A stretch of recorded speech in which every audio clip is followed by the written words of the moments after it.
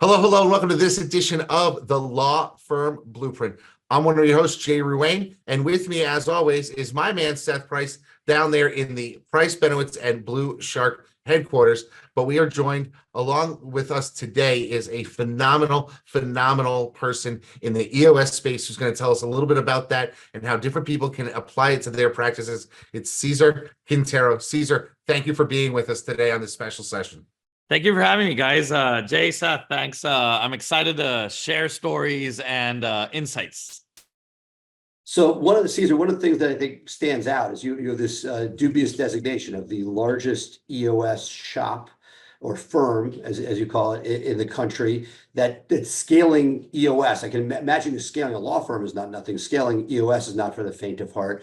But because of that, not only do you have people that you've coached, but you now have a whole firm of coaches and have done some really neat stuff we'll talk about in a little bit, where you're attempting to bring this to the masses throughout Latin America, which I find fascinating. So touch just a little bit about a fair bit of our audience, they're familiar with EOS. Conceptually, traction has been the cause célèbre. Fireproof is one offshoot in the legal community, but there's no shortage of excellent EOS coaches. Tell us a little bit about how you see this for law firms, how you see EOS best fitting into, and where you see law firms succeeding and where maybe law firms don't get as much out of it as they could. Yeah, I think, so with law firms, I've happened to have several law firms as clients, and it's been interesting to see that, a lot of times when law firms get to a certain point where it's beyond the attorney, where the attorney, sometimes they don't want to practice law that much anymore, or they want to scale their practice, or they want to go through the different places. It's hard for them to get the steps on getting there. So I think EOS, as for most companies, I like calling it's a way to decentralize yourself as the owner, as the entrepreneur, as a main source of income for the company.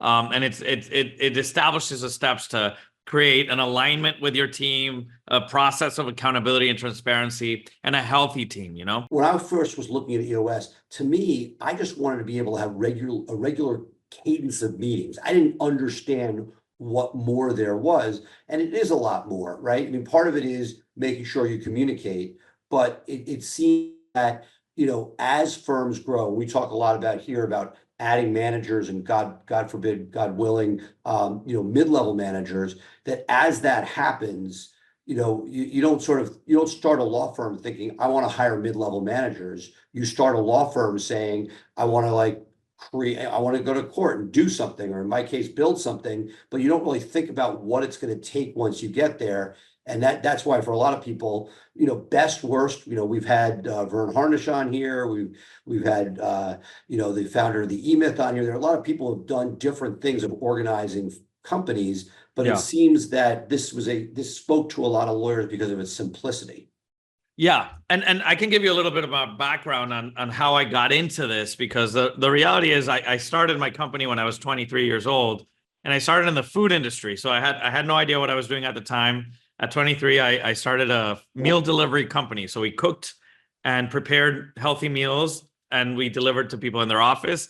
Now, the funny thing is that today that's very simple and not very common, but this is 2003. So it's pre-Uber Eats, pre-Facebook, pre-Google Maps. I had a logistics company before Google Maps. So that was insane.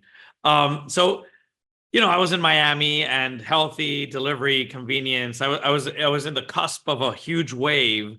So I thought I was a great entrepreneur because my company kept growing, but it was mostly I was riding a wave of healthiness, of convenience, of delivery. And we got to a point where, I was growing the company like crazy, and I was doing everything for the company. I had 37 employees, 17 drivers. We were delivering 1,200 meals a day within 3 hours. It was crazy and madness, but I was doing it all myself. Like, I was answering the phone, I was driving to the truck, I was doing the things, and my work started at 5 p.m. When everybody left is when I started working, right? So that's when I read the book Traction, and I also read Vern Harnish, Rockefeller Habits, and different tools, the Michael Gerber's E-Myth, all these things. And I started piecemealing things together, because that's what we do, right? We read books and we're like, oh, this is a good idea, this is a good idea, this is a good idea. And we start putting those things together. And what I realized is that it was a I was complicating the process even more. It wasn't until I hired an EOS implementer that they're like, no, the magic is in the simplicity. Just narrow it down, pare it down. Don't add all the stuff at once. Just do things as basic as possible. And that's when within 6 months, my company went completely the opposite direction, where now almost nothing depended on me. I already had a management structure. I didn't know they were managers. I had people that was working for me, but I didn't know how to delegate to them. So I started delegating better, having better meetings, having all these things. And that's when, I kind of got out of the day-to-day and started working more on the strategy and the growth plans and all these things. I eventually led me to sell my business in 2016. And that's when EOS approached me and they're like, we don't have anybody in Miami. Why don't you start doing this for other companies? And I'm like, well, I don't know if I'm good at this, right? So I'll try. And I realized that was a true passion I had. But what the whole segue of this, and the reason I want to frame it this way, is because then I started becoming a consultant, right? Because I started doing this for other companies, and I'm like, I'm not a freaking consultant. I don't want to just do this and teach. I wanted to build another business. So what I realized is I started as most attorneys do. It was me and an assistant. And I'm like, I run my practice. I have my own clients. And I hired an assistant to manage my practice and help with the emails and the follow-up and all this stuff. And in 2020, I said, I don't have more capacity. Like, I need to start having more time. I need to free up time because I can't take on more clients. And the worst part was that most of my first clients, you always start cheap, right? As an attorney, you start with lower fees and you start with all the same thing happened to me. I started with, nobody's going to hire me at higher fees, so I'll just rack down my fee. And then I started getting so booked that I didn't have enough time for myself, right? And I couldn't get clients that wanted to hire me at a higher fee. I didn't have time to service them or to give them this, right? So when I started the firm, it's not a law firm, but it's a consulting firm. It's the same thing, right? If you really think about professional services, we all go through the same thing. We are the product, we are the service, we're selling ourselves and our time. So what I said, you know what? I'm going to start using EOS, even if it's just me and my assistant. And we're going to start adding the level 10 meetings, and we're going to start having these weekly meetings and making sure that we put these things into practice, right?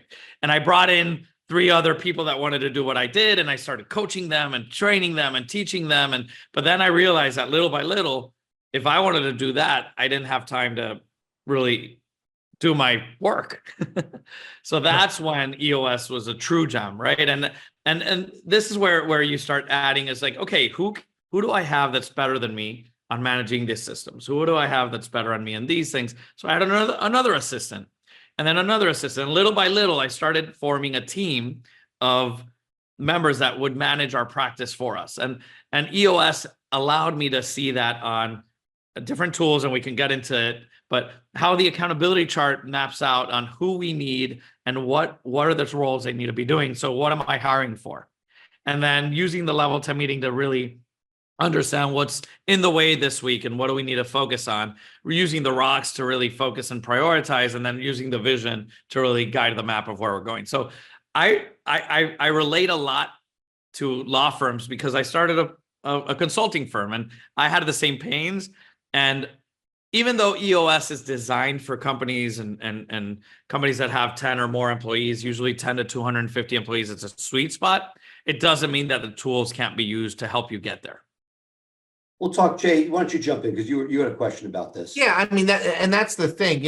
A lot of the people in our audience may be that solo person with one assistant, or maybe a virtual assistant, or even if they have 5, they may have 4 people, but it's not. Right. They don't think of it as a larger team. Yeah, they don't think of it as a larger team, and they will be exposed to books like Traction, and they'll say, I need to do this, but how can I do this if my leadership team is my paralegal who sits at the next desk? We're constantly talking. Yeah. Why do we need to have a level 10 meeting? How can I, bring people in? It's because they see, their vision is 5 years from now, I'm not going to be with just one person. But it's hard to tell that one paralegal, listen, my vision is that we're a firm of 15 people in 5 years. Yeah. Because that paralegal is like, look, I just want my job and that's it. They're not they don't have that sort of entrepreneurial culture. If that first person that you hire. So how do you translate this stuff as somebody who's done it themselves to start with that, you plus one person to be able to scale like this?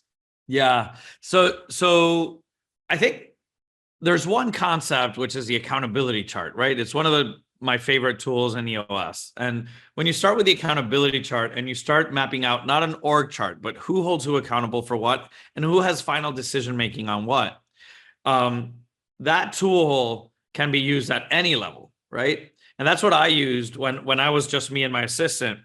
I mapped out that, but the most important piece of that tool that EOS and Traction brought to light was the figure of the integrator and the visionary, right?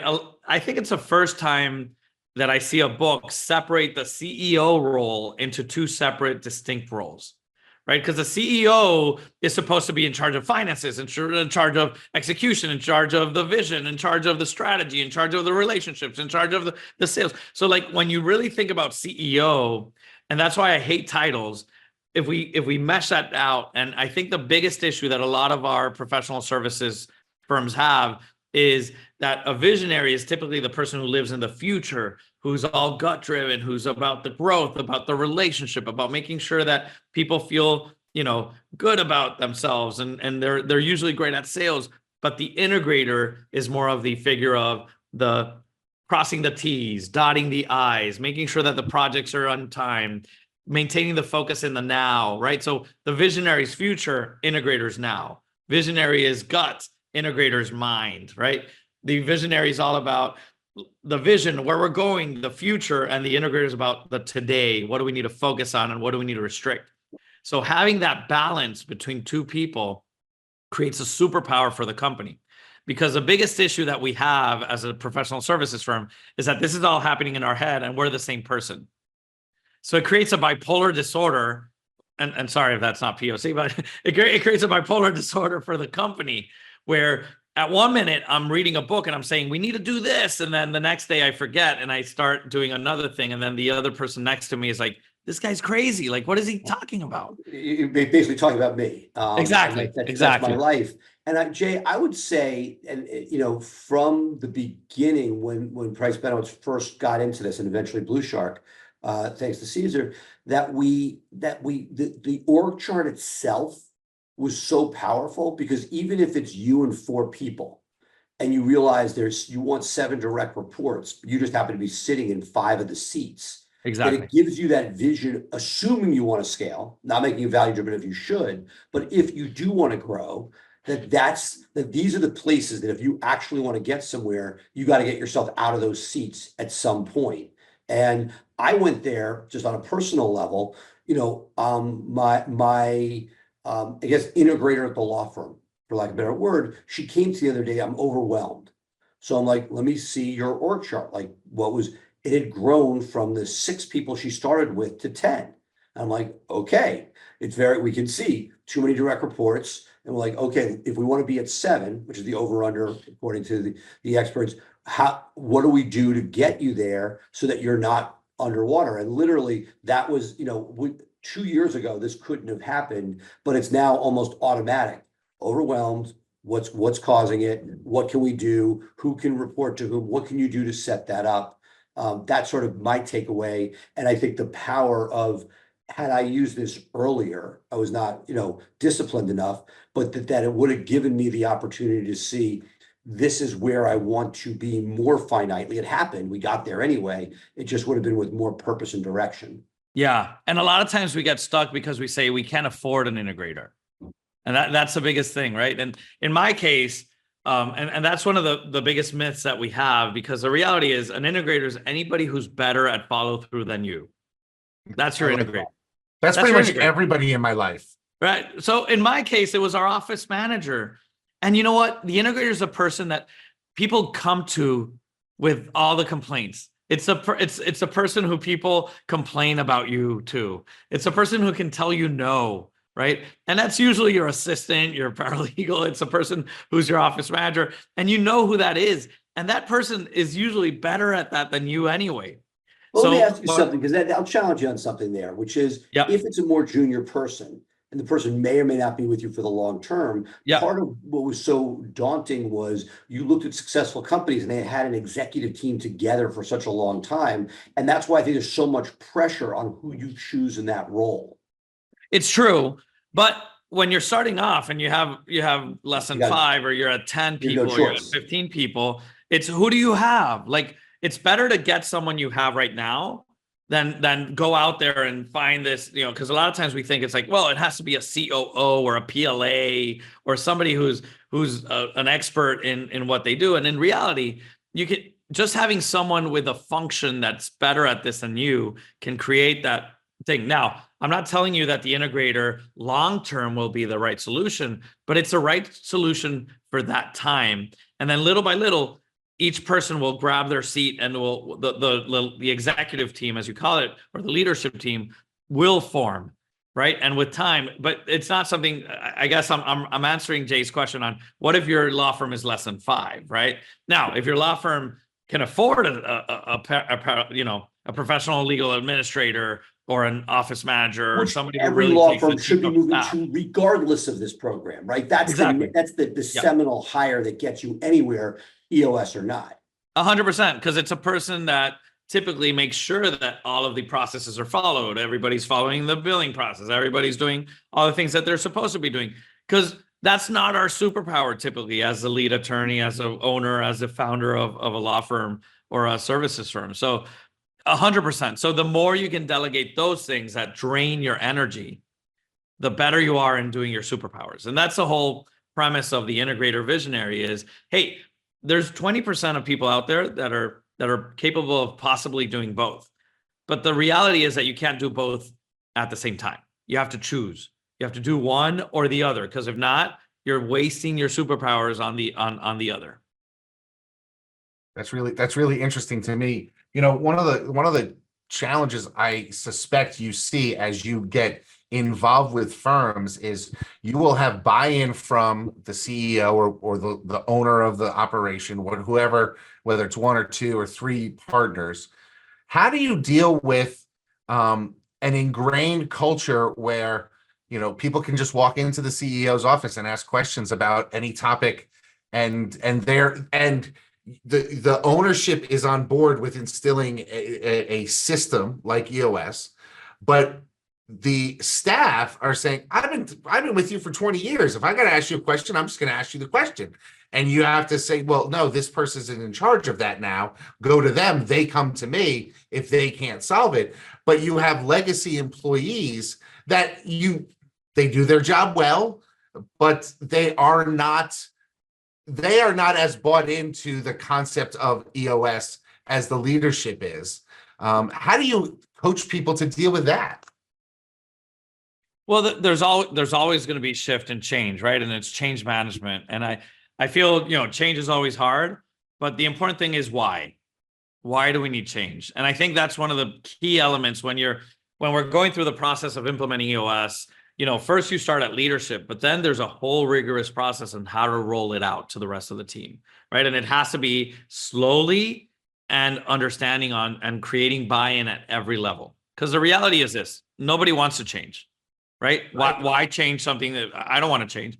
But if it's going to change and the purpose of the change is beneficial for us all, it's beneficial for the firm, it's beneficial for everybody to really, believe and have their superpowers at heart for the company, then the purpose is there, right? So that's why, if at all, you read this book and you want to implement, you never implement this at the whole firm level at once. You want to go level by level, and it's a change management. We're adults. We like adult learning, spaced learning. We learn by mistakes. So we do it one level at a time. We start with the leadership.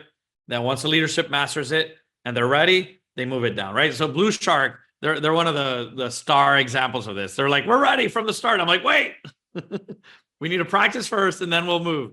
And they're one of the fastest companies I've seen implement, because they're so, the people are so reliable and credible and really responsible. So they're really to make it fast. Now, there's people that take a whole year to get comfortable just at the leadership team level. And once they get comfortable and master the concepts, then they move it down, right? You can't move it down, and you can't expect people to buy in if you don't buy in as a leader. Sure. So we need the whole leadership to buy in, and then to see it, and then they can bring it down one level, and then after a quarter or two, bring it down one level. Right, and this was a piece that, again, it was much clearer with Blue Shark because it was eager beavers and everybody bought in from the top down very quickly. Law firm, and looking at it from a law firm perspective, much, much harder, right? God forbid you get just your leadership team on this. You think you've victory lap time. I've done it. Whereas in theory, each division should be doing it. And I look at, present company included, we're pretty sophisticated on the leadership team, but are bringing it down, other than like asking people, what was your biggest personal, professional success? The rest of it's a shit show. And like you're trying to yes, it's a meeting. So the good thing is it's a meeting, it's happening. You're creating rocks, and it will happen, but it starts off with just this pretense. And it's sort of like with a law firm, you put so much emphasis into just the leadership team. And for many people, they don't need to go much beyond it. But the real power is when you see it going all the way down. So Blue Shark, the links team, the content team, the sales team, each of these groups technically have their own group with their own rocks. And some of these things become company rocks or elevated up. It's pretty cool to see, but it is, from the law firm point of view, it's like you just feel like you've hit a grand slam if you just get the management team on board. Forget about bringing it down to different departments. Yeah, for us, I can speak to our firm. When we started to implement it, leadership was on board pretty quickly and got into a rhythm and that type of thing. And we tried to bring it into lower levels, and there was some pushback. And it wasn't until I sort of had an annual meeting after 9 months of fits and starts at the lower level. And I said, okay, my vision is for me to be able to exit and you guys to still be employed. And so showing a profitable firm that runs EOS is going to make us attractive to somebody who wants to either acquire us and keep you guys employed, or we bring in, you guys decide to bring in somebody to be the new CEO and you guys buy me out or something like that. And then finally it started to click that, okay, this is how we make ourselves basically future proof and keep our positions. Because, when you have someone who's 45, they don't want to necessarily go out and look for a new job. They're happy to run out the clock and they're doing well, they're making good money. So it really was our convincing them of my vision, matching their vision for security was really how we were able to take this to the next level. And now people are starting to embrace the EOS principles in our office, which I really like, because then there's functional groups that are I'm hearing are doing things, and we're seeing the success, but I'm not involved in that day to day where I was for years. How many rings are you picking up the phone? I was involved in that. I'm not involved in that anymore. And thank God I'm not, because it was extremely draining to be involved in that level of minutia across everything in a firm.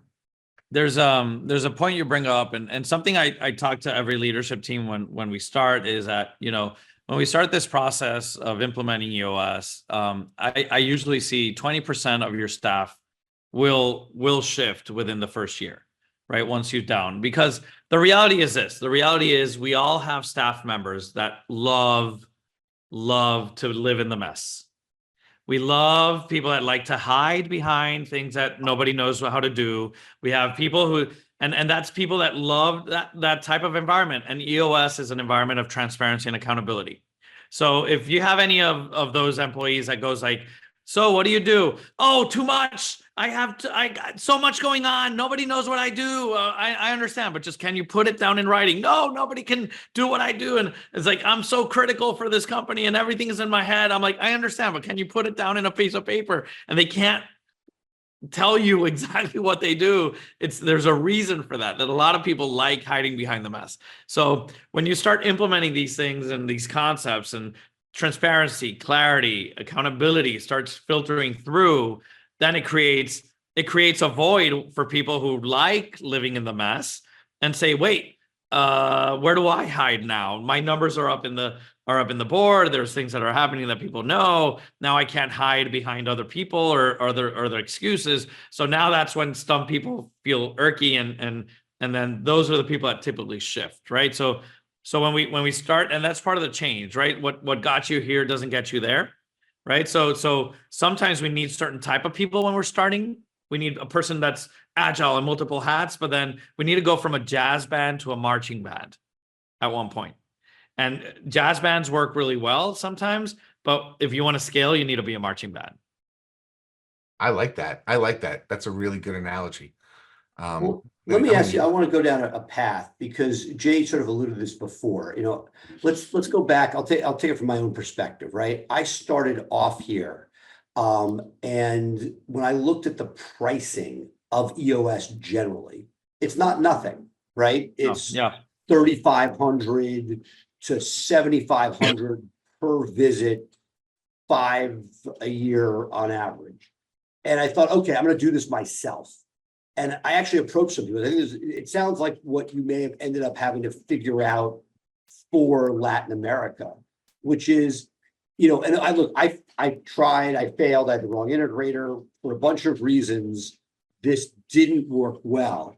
But what are the steps that somebody could take, short of bringing in the expert? And to me, I feel like if there should be some almost self-service way of doing this. If people get it, great. But how many of those people are going to break and come running to Cesar or one of your compatriots in the EOS coaching world and say, I'm ready? So are there steps that pass the laugh test that you've seen people? Because I've seen a few motivated people run EOS themselves. What can you do to do that yourself? Yeah, the EOS stat is right now there's over 80,000 companies running EOS. Only 10,000 of those are with an implementer. So there's usually an 8-to-1 ratio. EOS has a great a platform online called EOS Worldwide. And for $500 a month, you see all the same videos that we get trained on as implementers. So there's a do-it-yourself kind of thing that you could do, where you can go to eosworldwide.com, go to Basecamp, sign up for Basecamp, and then you can see all the materials. If you already have someone in your firm that can watch these videos and implement them in your firm, this is I think a no-brainer. It's a way for them to get the concepts and implement that way. That's the first option. The second option is looking for newer implementers. So as you know, implementers, we all do exactly the same thing. We all follow the same exact process. We all follow the same formula. We don't deviate from the product because it's so simple that it makes the framework works. So we try to not deviate from it. And as EOS implementers, we strive to be as pure as possible, is what we say, the EOS purity. So the reality is that, newer implementers have less experience. So EOS, you can go from 15,000 a year to around 50 to 55,000 a year is usually the gambit between EOS implementers. Now, in our minds, a lot of times when the pricing comes up is, well, it's you're charging me 5,000 for one day, right? But it's not really the day; it's a full quarter because you got the implementer, you got the resources, you got the different things that you're managing, and they're coaching your integrator to become a better integrator as well. But yeah, the payment cycle is usually by day, and you'll get people from 3,000, 5,000, 6,000, 7,000, 10,000, 12,000, right? So there's people that are newer that are more affordable and they can do it. Now, it's based on experience. That doesn't mean it's based on their experience on implementing for EOS, right? So I have people in my team who are at the $3,000 mark a day, and they come from 20 years of VP experience in HR for Mandarin Oriental, or private equity sold twice to private equity, and now they're doing this as they're giving back to companies. So there's different levels of implementers out there. It's a base of what we're doing, right? So those are the two ways that you could do it. And then most of the frees, and that's one of most of the tools EOS has, they're all free online. That's one of the things I love about Gino and EOS, is that it's an abundance mindset. So everything is out there. You can watch videos, you can look at the tools, you can do these things. So I would say accountability chart, level 10 meeting, scorecard, and the vision traction organizer. Those 4 tools can get you 60% of the way if you do them well. Where I see the fallback is when you're trying to preach to your own choir. That's where I see the fallback, right? Because I try to do that for my own team, but they're like, Cesar, I try to facilitate, I try to teach, and I try to participate at the same time. So my voice was too loud for my team, right? So you can get a friend to do it. You can get somebody else, another attorney to come and do it for your law firm. You do it for their law firm. But just having somebody from outside. It's just like masseuses trade off hours. Like, you got to find, so you go run somebody else's EOS. And exactly. Go rub somebody Seth, else's. I do not want a firm. massage from you. I'm telling you Understood, that but right when you now. sell I do your not firm, want a you can massage become from an Seth EOS Price. coach. I want everybody to hear this all over the world. Seth Price is not giving me a massage. I don't care what you offer me. See, Jay is much less frugal. I probably take a massage from just about anybody if I'm face down on a table.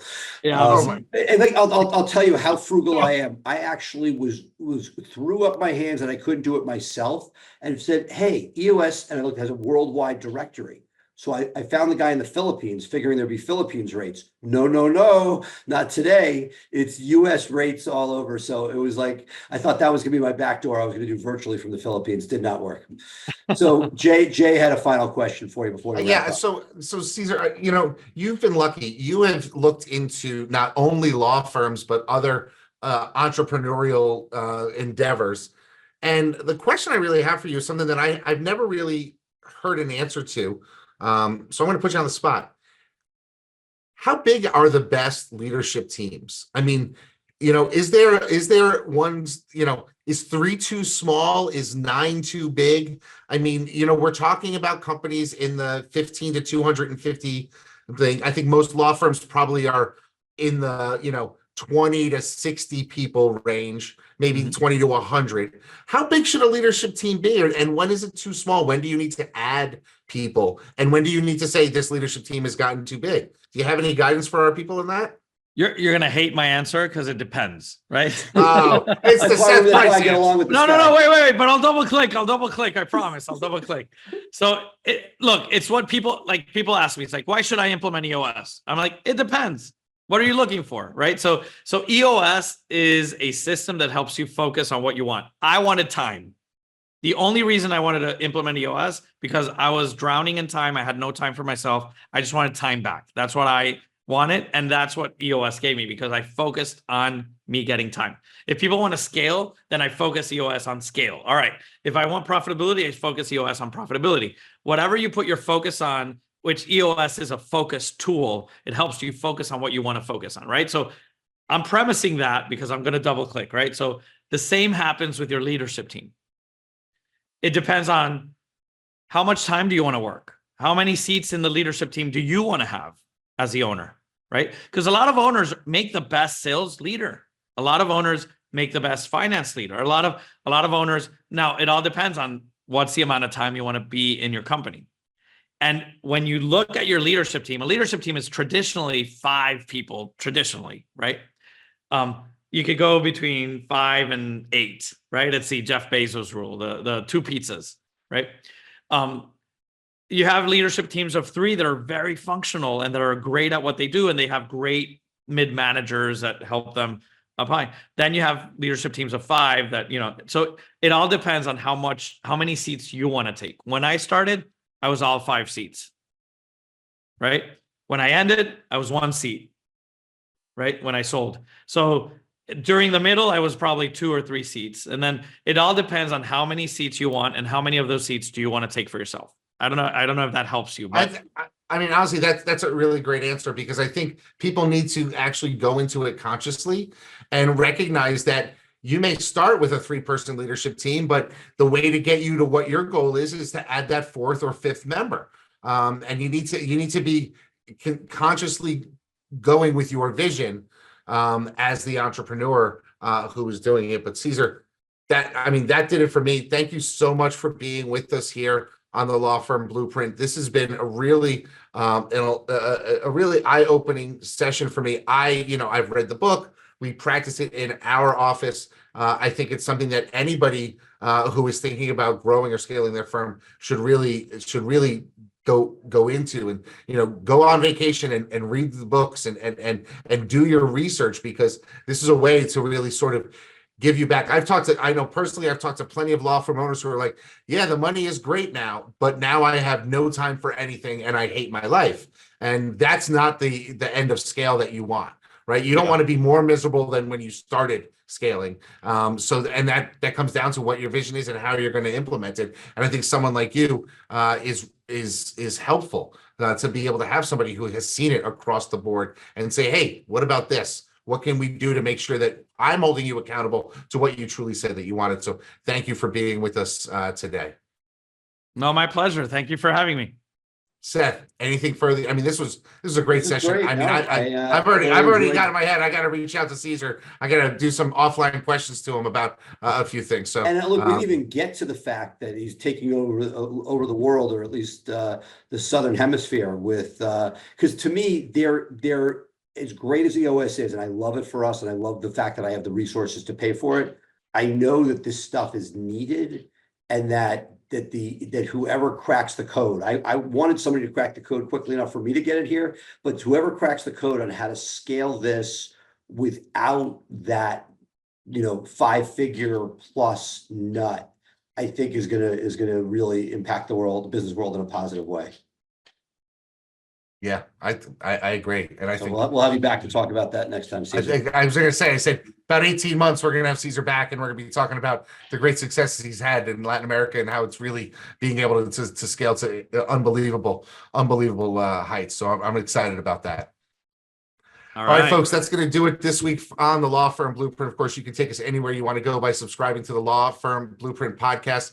Be sure to give us 5 stars when you do download the latest episode. Of course, you can catch us live every week, 3 p.m. Eastern, 12 p.m. Pacific, live on LinkedIn, as well as in our Facebook group. If you haven't joined it yet, please do. It's called the Law Firm Blueprint. That's going to do it for me. I'm Jay Ruane. He's Seth Price.